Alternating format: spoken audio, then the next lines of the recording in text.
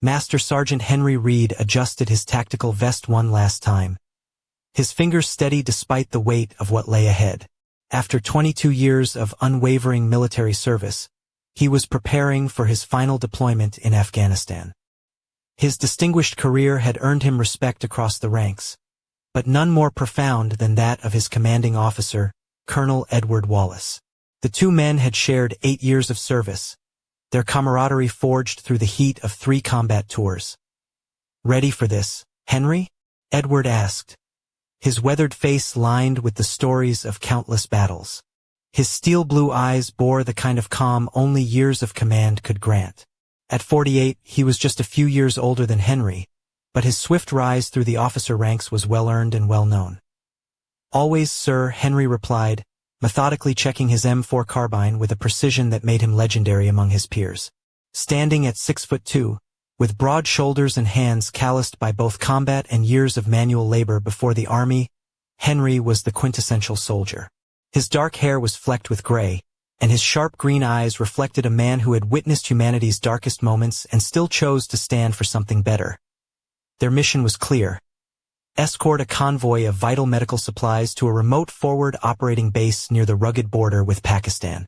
Intelligence suggested the route was low risk, but Henry's instincts, honed over decades, hinted otherwise. He'd learned early to trust that uneasy feeling. The convoy consisted of 3 armored vehicles, carrying critical supplies, medical equipment and morphine for wounded soldiers at Forward Base Echo. Edward rode in the lead vehicle with Henry, while Staff Sergeant Brian Reynolds commanded the rear guard. Their path wound through treacherous mountain passes notorious for ambushes and deadly accidents. As they navigated a narrow, hairpin bend, Edward broke the silence. "Tell me about your daughter again," he said unexpectedly. Henry glanced over, surprised by the rare casual conversation during a mission. He attributed it to the somber mood that often accompanied a final deployment. "Emily just turned 16, Henry said, his rugged face softening. "She's everything her mother and I hoped for. Sharp as a tack, kind-hearted, and fiercely determined to make a difference.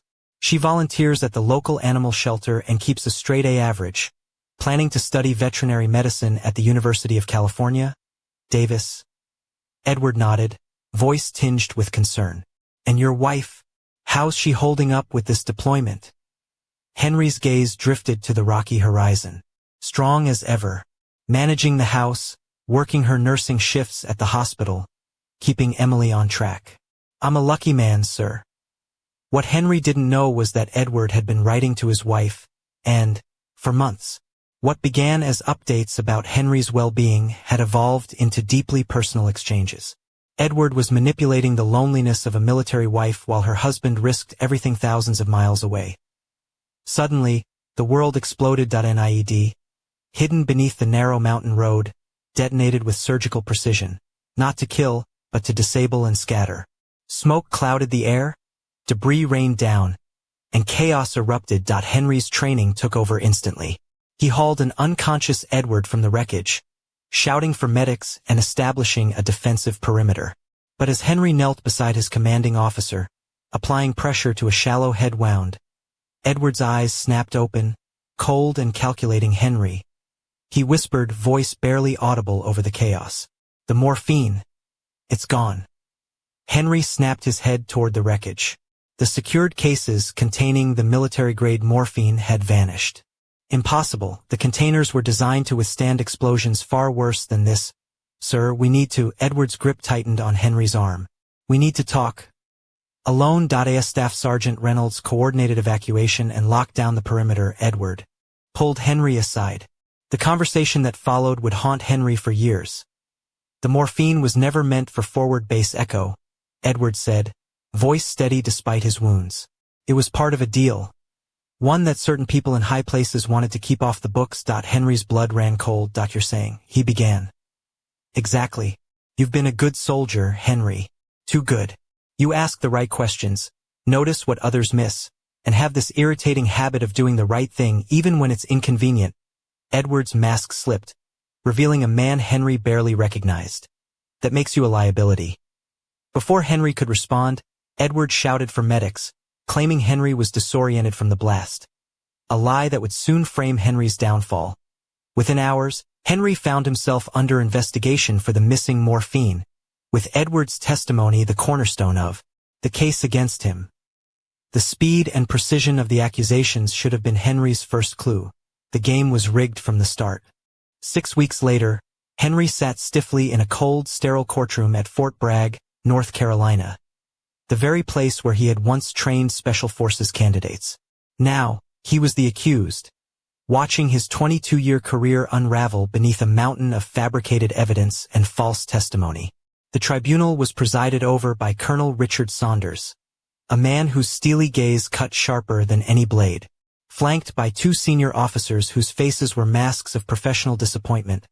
Saunders embodied the unforgiving weight of military justice. "Master Sergeant Reed," Saunders intoned, his voice echoing through the hushed room.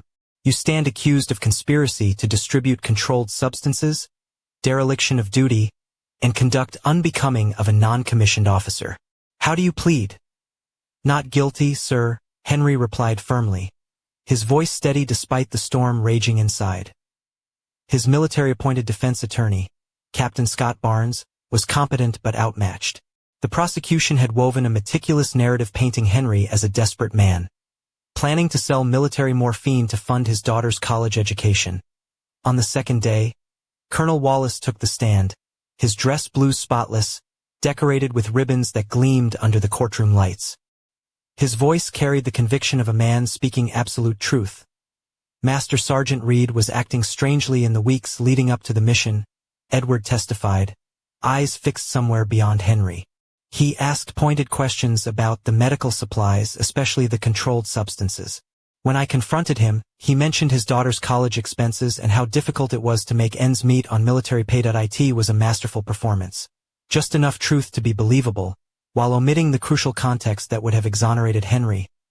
Wallace presented falsified communications logs, doctored to suggest Henry was in contact with known drug dealers.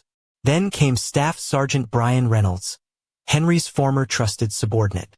Brian's testimony, instead of being a character reference, was a dagger in Henry's back. "Sir, I noticed Master Sergeant Reed acting nervous before the mission," Brian said, avoiding Henry's gaze. He kept checking his personal phone, unusual for him during operational prep. Henry's heart sank. Brian had been coerced. Edward held evidence of his gambling debts, threatening to ruin his career unless he testified against Henry. Despite character witnesses vouching for Henry's integrity, the prosecution's narrative was airtight.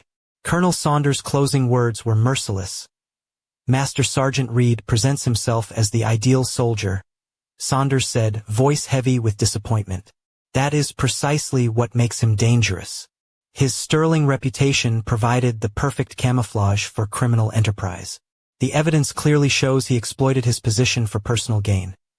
Captain Barnes fought valiantly but was armed only with truth against a wall of lies.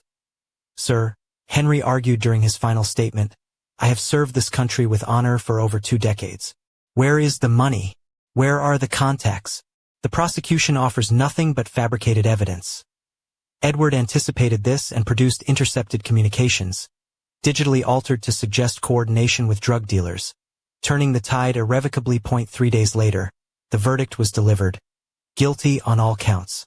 25 years in military prison, reduction to private, forfeiture of pay, and dishonorable discharge. As the military police prepared to escort Henry out, Edward approached, voice loud enough for others to hear. I'm sorry it came to this, Henry. Then, leaning in, he whispered with venom, and sends her regards. We've grown quite close since you've been away. Henry's hands were cuffed, but his eyes burned with a fury that promised this betrayal wouldn't go unanswered. Deep in the Nevada desert, far from prying eyes and official oversight, lay Military Correctional Facility Bravo, a place where the military sent prisoners whose crimes were too sensitive for standard prisons. Henry Reed had been confined there for 18 months, each day a test of endurance and will. The facility's isolation granted a strange freedom, but escape meant certain death in the barren wasteland beyond. Colonel Alfred Caldwell, the warden, was a grizzled veteran of military police with 23 years in corrections. At 58, his sharp eyes missed little, and he had been watching Henry closely. Reed, Caldwell called as Henry finished his afternoon workout in the prison yard. muscles rippling beneath his worn uniform. Henry's dark hair was cropped short, the gray at his temples more pronounced, but his green eyes still burned with steely determination. "Yes, sir," Henry answered.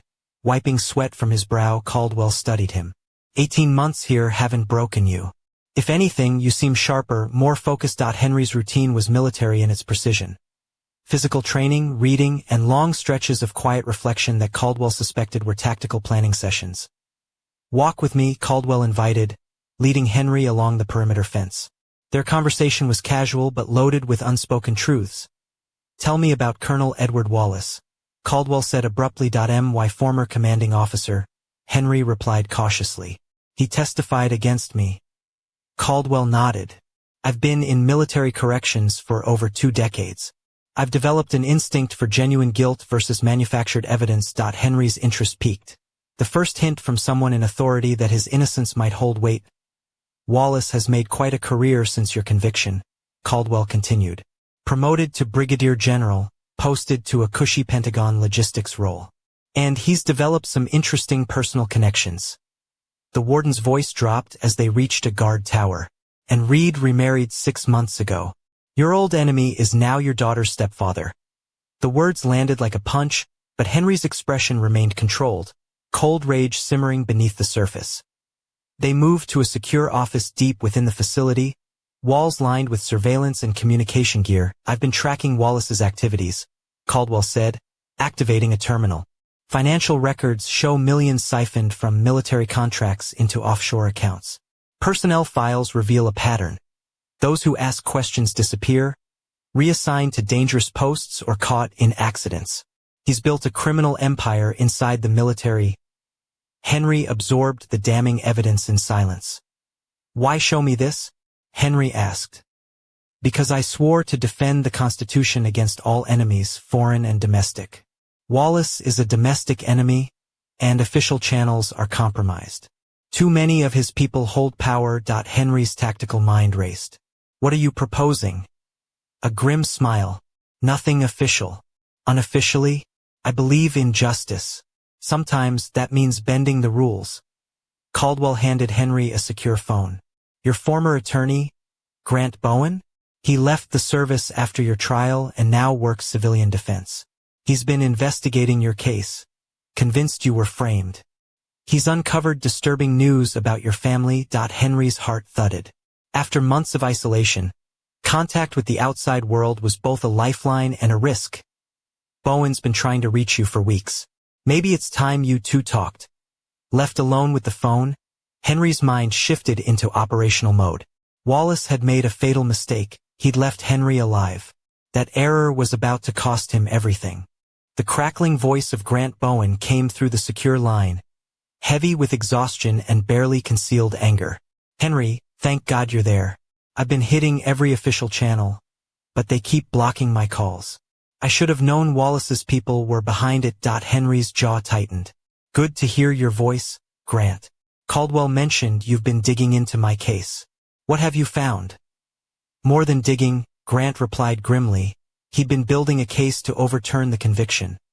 A case that would make the prosecutor weep. But that wasn't why he was calling. "There's something urgent. It's about Emily." Henry's heart dropped. "What about her?" "Wallace is at your house right now. He's done something terrible. I can't explain it fully over the phone. Too many ears might be listening." The grip on the phone tightened until Henry's knuckles turned white. "Explain." "Now, 3 nights ago, Emily came to me, terrified, bruised, carrying evidence that could bring Wallace's whole operation down. She'd been suspicious for months, late-night calls, shady meetings, secret files about weapons sales and money laundering. She's been building a case." Pride and dread warred inside Henry. His daughter had inherited his courage, and now hung in the balance. Wallace found out. When Anne was working nights at the hospital, he confronted Emily. He didn't just hurt her physically, though the bruises are bad enough. He violated her trust, her sense of safety. And when she threatened to expose him, he warned what he'd do to you if she spoke a word. Henry's vision blurred with rage, but beneath it, his tactical mind snapped into gear. "Where is she now?" "Safe. I've got her with a private security firm, former military with good connections. But Emily insisted I promise to get this info to you. She said you'd know what to do. What information? Account numbers, communication logs, personnel files, enough to expose Wallace's network 10 times over. She even recorded him confessing to framing you, using cameras she installed herself after growing suspicious. Henry's mind cataloged every detail, every piece of evidence. His daughter had done what military intelligence couldn't. But there's more, Grant whispered. Wallace knows she has it. He's been tearing apart your house looking for this evidence. When he couldn't find it, he escalated threats, intimidation. He doesn't know where she is now, Grant continued. But he's searching, using official resources, claiming Emily's a runaway at risk of self-harm. It gives him legal cover to drag multiple agencies into the search. Henry's tactical mind saw the trap, the cruel simplicity of Wallace's plan to misuse official power while hiding his true motives behind a concerned stepfather's mask. Can this evidence hold up in court? Absolutely. Emily was meticulous, timestamps, digital signatures, chain of custody better than most professionals. Legal justice would take years, Henry knew, but Emily was in immediate danger, and Wallace had proven himself ruthless. There's one last thing. Grant's voice dropped to a whisper. Wallace isn't just after Emily to silence her.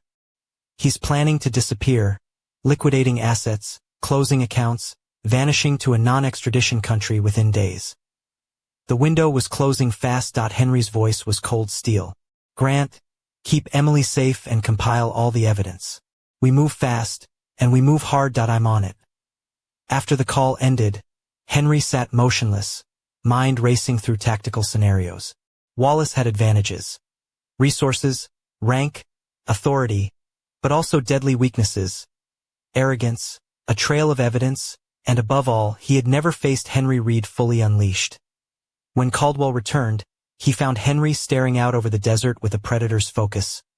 Bad news? Caldwell asked. The worst, Henry replied.